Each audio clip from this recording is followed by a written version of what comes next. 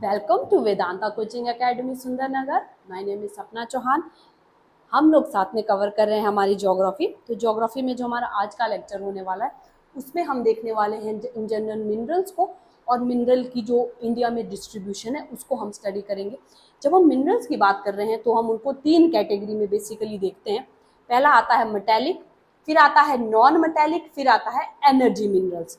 Metallic minerals की जब हम बात कर रहे हैं तो उसको अगेन दो कैटेगरी में हम डिवाइड करेंगे। फेरस, जिसमें कि क्या है, आयरन होगा। जिन जिन मेटल्स में हमारे आयरन होगा उनको हम फेरस रखेंगे। फिर नॉन फेरस आएगा जिसमें आयरन नहीं है। फिर आते हैं हमारे, जब हम बात करते हैं, हम एग्जांपल्स देख लेते हैं फेरस की, तो उसमें आता है हमारे आयरन और निकल। फिर नॉन फेरस जब हम मेटल्स की बात कर रहे हैं यहाँ पे, तो उसमें है हमारे copper, lead, tin etcetera. Non metallic minerals की बात करें तो लाइमस्टोन, सैंडस्टोन, मार्बल एक्सेट्रा, ये हमारे नॉन मेटेलिक। ये तो आप मतलब नॉर्मली समझ गए होंगे, मेटल नॉन मेटल, ये उतना ज़्यादा डिफिकल्ट चीज़ नहीं है, ये सिर्फ एग्जाम्पल है और एग्जाम में आपसे पूछ लिए जाएंगे। एनर्जी मटेरियल है जो हमें एनर्जी दे रहे हैं, जैसे कोल, पेट्रोलियम, नेचुरल गैस, ये सब चीज़ें क्या है जो ये हमें एनर्जी दे रही है। ये आपको एग्जाम में डायरेक्ट पूछ लिए जाएंगे। अब हम देख रहे हैं इंडिया में कैसे रीजनल डिस्ट्रीब्यूशन है इन मिनरल्स का। तो सबसे पहले बात करते हैं हमारे नॉर्थ ईस्टर्न प्लेट्यू वाले रीजन की, जहां पर इसमें Chota Nagpur plateau, Orissa plateau, west Bengal और छत्तीसगढ़ वाले एरिया में हमारा मिनरल रिच रिसोर्स पाए जाते हैं। ठीक है, इसी को हमारा जो छोटा नागपुर प्लेट्यू है इसको बोला जाता है मिनरल हार्टलैंड ऑफ इंडिया। ये आपने याद रखना है और आप चाहो तो इसको अंडरलाइन कर लो। मिनरल हार्टलैंड ऑफ इंडिया किसको कहा जाता है? छोटा नागपुर वाले रीजन को या छोटा नागपुर प्लेट्यू को। यहाँ पर हमारे आयरन और कोल, मैग्नीज, बॉक्साइट और मिक्का, ये सब चीज़ों के हमारे स्रोत हैं। तो आपको ये चीज़ें लिखने की ज़रूरत नहीं है, जब मैं आपको यहाँ पढ़ा रही हूँ आप अभी यहाँ ध्यान दीजिए, चीज़ों को समझिए। ये आपको PDF मिल जाएगी, आप उस टाइम इनको नोट कर सकते हैं। फिर आती है हमारी सेंट्रल बेल्ट। सेंट्रल बेल्ट की जब हम बात कर रहे हैं, ये वाले पार्ट में हमारा आ रहा है पार्ट ऑफ छत्तीसगढ़, मध्य प्रदेश, आंध्र प्रदेश, ठीक है, महाराष्ट्र। और जो महाराष्ट्र ये वाला एरिया, ये second largest mineral belt of country है आफ्टर ये छोटा नागपुर वाला प्लेट्यू जो हमने ऊपर देखा था। उसके बाद आता है साउथ वेस्ट रीजन वाला, जहां पर आता है हमारा कर्नाटका, गोवा और तमिलनाडु और केरला वाला एरिया। इसमें है हमारे जो फेरस मेटल्स और बॉक्साइट रिच एरिया है, ये वाला। कौन से वाला? जो साउथ वेस्ट वाला जो प्लेट्यू हम जिसकी बात कर रहे हैं, यहाँ पे कोल डिपॉजिट्स हैं, काफी अच्छे कोल डिपॉजिट्स हैं। यहाँ पे मिक्का और कॉपर के कोई डिपॉजिट हमें देखने को नहीं मिलते हैं। ये बहुत अच्छे से डिस्क्राइब किया गया है यहाँ, तो जब आप पढ़ोगे आपके सारे फैक्ट्स यहाँ बहुत अच्छे से क्लियर हो जाएंगे। उसके बाद आता है हमारा नॉर्थ वेस्ट वाला रीजन। इसमें आ रहा है हमारे Aravalli in Rajasthan, part of Gujarat, and mineral are associated with Dharwar system of rock. जब हमने रॉक सिस्टम में पढ़ेंगे तो उसमें हमने देखा था कि धारवाड़ सिस्टम ऑफ रॉक है, तो ये उनके साथ रिलेटेड है। ये जो बेल्ट है, जो राजस्थान वाली अगर हम बात करें, यहाँ पे स्टोन्स काफी रिच हैं, जैसे सैंडस्टोन, ग्रेनाइट, मार्बल, ये वाली चीजें हमारे राजस्थान वाले एरिया में काफी रिच हैं। उसके बाद डोलमाइट और लाइमस्टोन है, वो काफी इंपॉर्टेंट रॉ मटेरियल है किसके? हमारे जो सीमेंट इंडस्ट्री है उसका काफी इंपॉर्टेंट रॉ मटेरियल प्रोवाइड करते हैं। ये हमारा मैप है जिसमें अगेन हमारी यही सब चीजें हैं कि एस्बेस्टॉस, डायमंड, इन सब चीजों की कहाँ, तो आप ये देख सकते हैं हमारे, ये देखिए मैग्नीज की जब हम बात कर रहे हैं तो ये कर्नाटका वाले एरिया में हमारे मैग्नीज के कितने ज्यादा रिजर्व्स हैं। महाराष्ट्र में ये वाले एरिया में आप देख पा रहे होंगे कि हमारे बॉक्साइट के रिजर्व्स हैं। उसके बाद हम जब वन बाय वन देखते हैं फेरस मिनरल्स की, जब हम बात कर रहे हैं तो इंडिया में सबसे लार्जेस्ट रिजर्व है आयरन ओर का, किसमें? जब हम बात कर रहे हैं एशिया की जब हम बात कर रहे हैं तो ये सबसे लार्जेस्ट रिजर्व है आयरन ओर का। ये लाइन आपने प्रॉपर याद रखनी है, जो भी मैंने रेड से हाईलाइट किया वो प्रॉपर आपने याद रखनी है। और 5th लार्जेस्ट एक्सपोर्टर है ये किसका? आयरन का।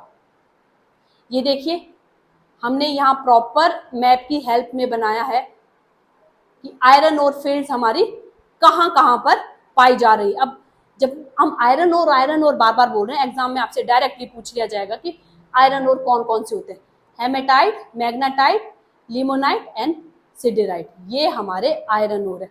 अब एक एक को हम ध्यान से देखेंगे। हेमेटाइट की जब हम बात कर सकते हैं, इसको रेड ऑकर भी बोलते हैं, ये रेडिश इन कलर होता है, ठीक है, हेमेटाइट की बात हो रही है। तो ये इसमें जो आयरन कंटेंट है ये 60 to 70% होता है। जो इंडिया में जितने भी हमारे जो आयरन ओर हैं वो मैक्सिमम किस टाइप के हैं, वो हेमेटाइट टाइप के। ये अगेन आपको एग्जाम के लिए काफ़ी इंपॉर्टेंट क्वेश्चन बन जाता है। उसके बाद आता है हमारा मैग्नेटाइट, ये बेस्ट क्वालिटी का, इसमें अबव 70% आयरन कंटेंट होता है, ठीक है। ये डार्क ब्राउन इन कलर होता है, इसको ब्लैक ओर के नाम से भी जाना जाता है और इसमें मैग्नेटिक प्रॉपर्टी होती है, ये आपने ध्यान रखना है। फिर लिमोटाइट होता है जिसमें कि हमारे 40 to 60% आयरन ओर होता है, आयरन का कंटेंट होता है, और ये yellow to light brown colour का होता है। ये हमारा जो इसकी जो माइनिंग है लिमोटाइट की वो बहुत इजी है और चीपर भी होती है। अब आपने यहाँ से 3-4 फैक्ट्स आपको मिल गए हैं, जैसे हेमेटाइट रेड ओर होता है, इंडिया में मैक्सिमम जो आयरन ओर है वो इसी टाइप का मिल रहा है, 60 to 70% है। मैग्नेटाइट है, ये बेस्ट आयरन ओर है, इसमें अबव 70% आ रहा है। इसका कलर डार्क ब्राउन है और इसको ब्लैक ओर भी बोलते हैं, इसमें मैग्नेटिक प्रॉपर्टी भी होती है।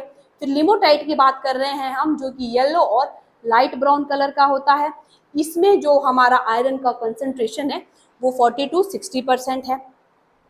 यहाँ पे इसकी माइनिंग बहुत इजी है। ये सबसे इंफीरियर वैरायटी का आयरन ओर है जिसको कि बोलते हैं सेडेराइट।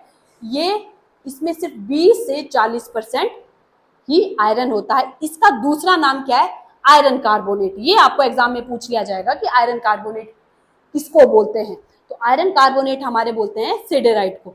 उसके बाद आता है नेक्स्ट हमारा मैग्नीज।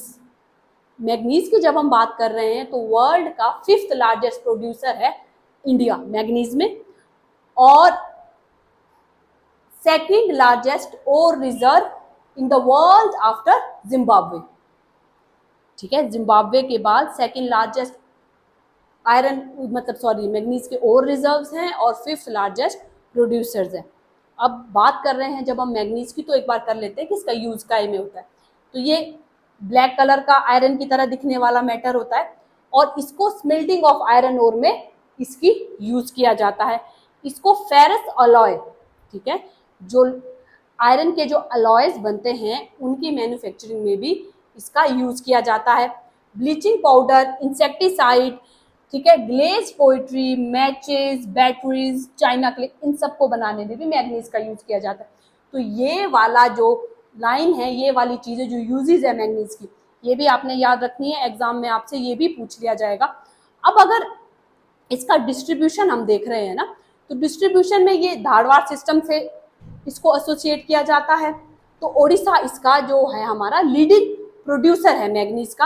अब ओडिशा में लीडिंग प्रोड्यूसर, तो मेन जो माइंस है वो कहाँ है हमारे, वो है जिसमें आपने एक तो सुंदरगढ़ याद रखना है, ठीक है, कालाहांडी याद रखना है, ये हमारी मेन माइन है। उसके बाद कर्नाटक इसका दूसरे नंबर का जो प्रोड्यूसर है।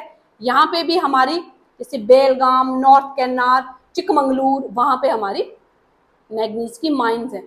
महाराष्ट्र, मध्य प्रदेश, आंध्र प्रदेश, गोवा, झारखंड भी क्या है मैग्नीज के हमारे माइनर प्रोड्यूसर्स में आ जाते हैं। फिर नॉन फेरस मेटल्स की जब हम बात कर रहे हैं तो ये इस तरह से मैप में आपको याद करने के लिए कॉपर और बॉक्साइट के अलग अलग जगह हमने प्रॉपर मैप की हेल्प से ये बनाया है। अब कॉपर की अगर हम बात करते हैं तो मैं आपको बता दूं कि जब जैसे स्टार्टिंग में भी मैंने आपको बताया कि यूजेस क्या है और लोकेशन के। कॉपर की बात कर रहे हैं तो कॉपर का यूज किस में होता है? कॉपर का यूज हमारा हो रहा है यूटेंसिल्स बनाने में और कॉइन्स बनाने में। इलेक्ट्रिकल इंडस्ट्रीज में भी जो है हमारी कॉपर का यूज होता है। तांबे की तारें यूज होती है ना, सबको पता है ये तो वहां पर भी हमारा कॉपर का यूज होता है।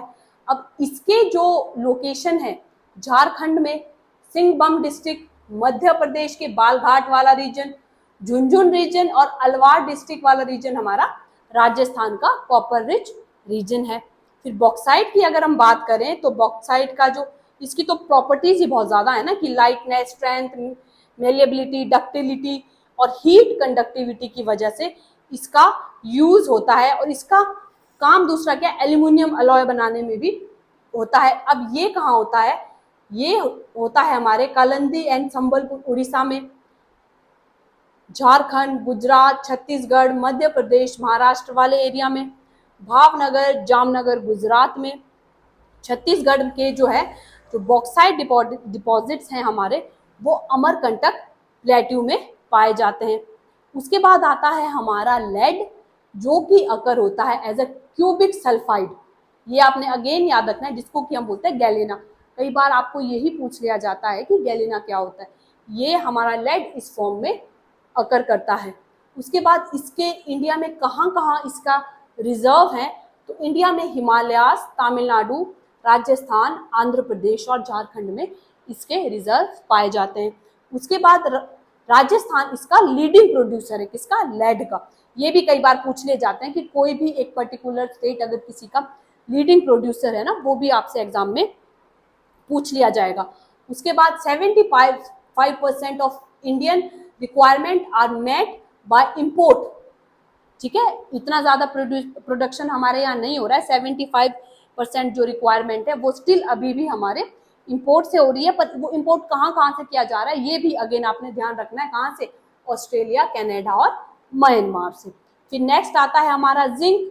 ठीक है, जिंक की अगर हम बात करें, ये हमारे बैटरीज में, ठीक है, इलेक्ट्रोड, टेक्सटाइल इंडस्ट्री में काफी यूज होता है। ये हमारा 99% जो जिंक है ये राजस्थान में ही प्रोड्यूस किया जाता है। अगेन ये आपके एग्जाम के लिए काफी इंपॉर्टेंट फैक्ट बन जाता है कि जो मैक्सिमम जिंक है वो कहाँ प्रोड्यूस किया जाता है। उसके बाद आती है बात हमारे गोल्ड की। गोल्ड का सबको पता है कि गोल्ड का क्या यूज होता है, ज्वेलरी बनाने में यूज होता है, प्रीशियस मेटल है। उसके बाद जो मेन गोल्ड फील्ड है वो कोलार गोल्ड फील्ड है, जो कि डीपेस्ट इन वर्ल्ड है। ओके, उसके बाद हमारी कर्नाटका वाले एरिया में, Andhra Pradesh, alluvial gold deposit हमारे झारखंड में भी है। कुछ प्लेसेस जो डिपॉजिट्स भी हमारे यहाँ देखने को मिलते हैं। अगेन प्रीशियस मेटल में ही हम सिल्वर देखते हैं, जिसका यूज अगेन ज्वेलरी में, कुछ इलेक्ट्रोप्लेटिंग, फोटोग्राफी और कलरिंग ग्लास में भी सिल्वर का यूज होता है। इंडिया में जो मेजॉरिटी ऑफ प्रोडक्शन है वो हमारे जवार माइन को जो उदयपुर में है वहां से हमें देखने को मिलती है। उसके बाद आते हैं हमारे नॉन मेटेलिक मिनरल्स, जिसमें कि पहले मिका आएगा, जो कि इलेक्ट्रिकल और इलेक्ट्रॉनिकल इंडस्ट्री में यूज होता है। ठीक है, उसको थिन शीट्स में बनाया जा सकता है, इसकी बहुत पतली पतली शीट्स बनाई जा सकती है। ये राजस्थान में होता है, झारखंड और आंध्र प्रदेश में होता है। इंडिया की क्या है, लगभग मिका के प्रोडक्शन में मोनोपोली टाइप है।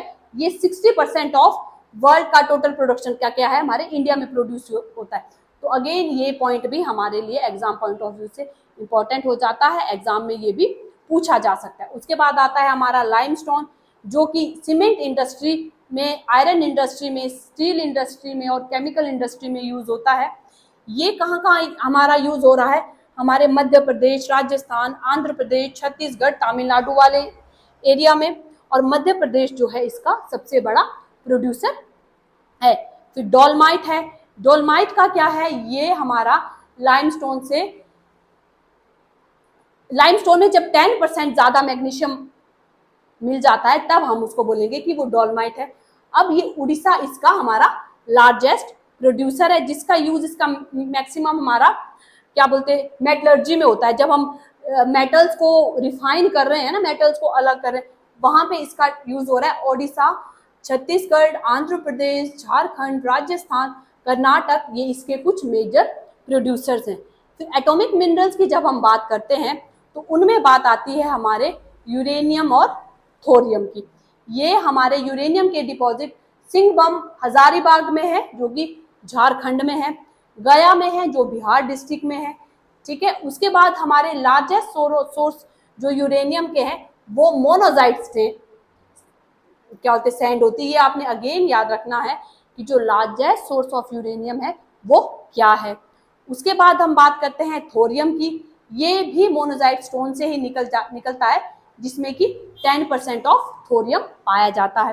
केरला, बिहार, झारखंड, तमिलनाडु, राजस्थान इसके मेजर प्रोड्यूसर्स हैं, किसके, थोरियम के।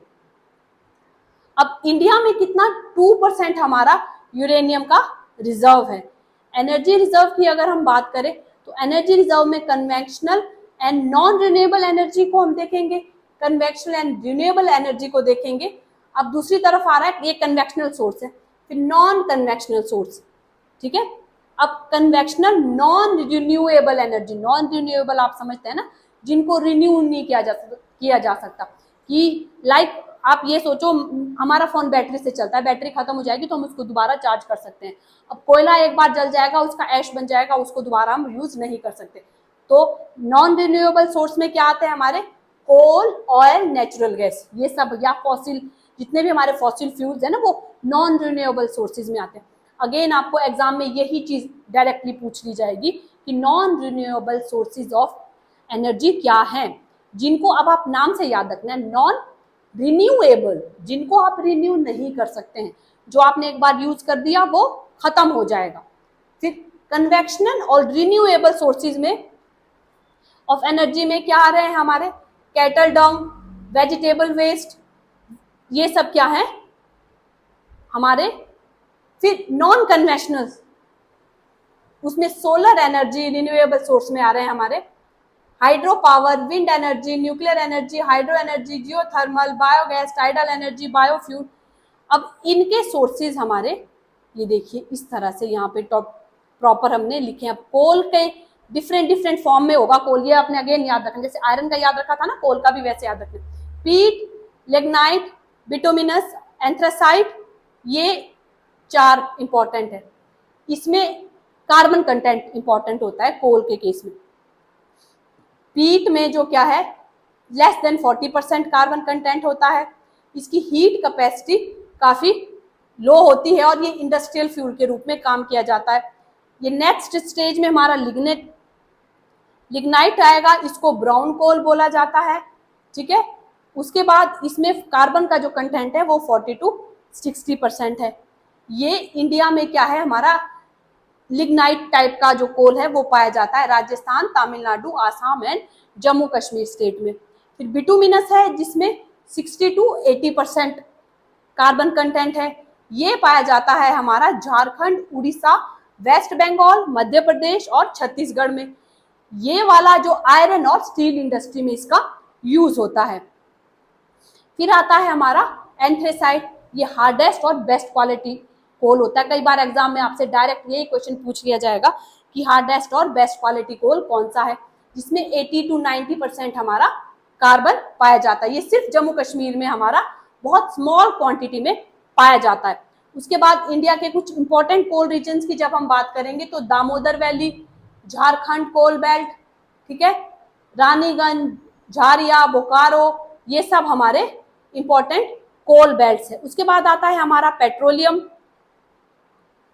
ठीक है। पेट्रोलियम का जो क्या है, इसके जो पोटेंशियल रिजर्व्स है हमारे, वो तराई जोन में है, हमारे जम्मू कश्मीर और आसाम वाले एरिया के जो तराई जोन है वहां पे इसके पोटेंशियल रिजर्व्स पाए गए हैं। अब इसकी पाइपलाइंस है, कुछ इंपॉर्टेंट पाइपलाइंस है, ये भी आपने, जैसे हजारिया, बाजीपुर और जगदीशपुर HBJ गैस पाइपलाइन, ठीक है, ये आपने कंडला भटिंडा पाइपलाइन, ये हमारे पेट्रोलियम की कुछ इंपॉर्टेंट पाइपलाइंस हैं। फिर बात करते हैं हम हमारे नेचुरल गैस की। नेचुरल गैस का जो है ये हमारे, इसको सौर गैस के नाम से भी जाना जाता है। ये आपने याद रखना है कि नेचुरल गैस में क्या है, इसमें हाइड्रोजन सल्फाइड और कुछ अदर जो सल्फर कंपाउंड्स होते हैं वो मिलके हमारे नेचुरल गैस बनाते हैं। इसको कोबाल्टिक मीथेन को स्वीट गैस के नाम से भी जाना जाता है। क्यों? क्योंकि उसमें हाइड्रोजन सल्फाइड नहीं होता है। एग्जाम में आपसे ऐसे क्वेश्चन भी पूछ लेंगे जनरल साइंस के, तो ये आपके यही कवर हो जाएंगे कि सार गैस किसको बोलते हैं और स्वीट गैस किसको बोलते हैं। अब ये हमारे उसके थोड़े कैपिटल मतलब नेचुरल गैस का डिस्ट्रीब्यूशन का है, ये कहाँ मिल रहा है हमारा, तमिलनाडु, उड़ीसा और आंध्र प्रदेश वाले रीजन में ये हमारा मिल रहा है। तो इसके साथ ही हमारा जो ये मिनरल के डिस्ट्रीब्यूशन वाला चैप्टर है ये भी आज यहाँ पे खत्म होता है। अब हम आपसे नेक्स्ट लेक्चर में मिलेंगे, तब तक आप पीछे वाला पढ़ते रहिए और रिवाइज करते रहिए।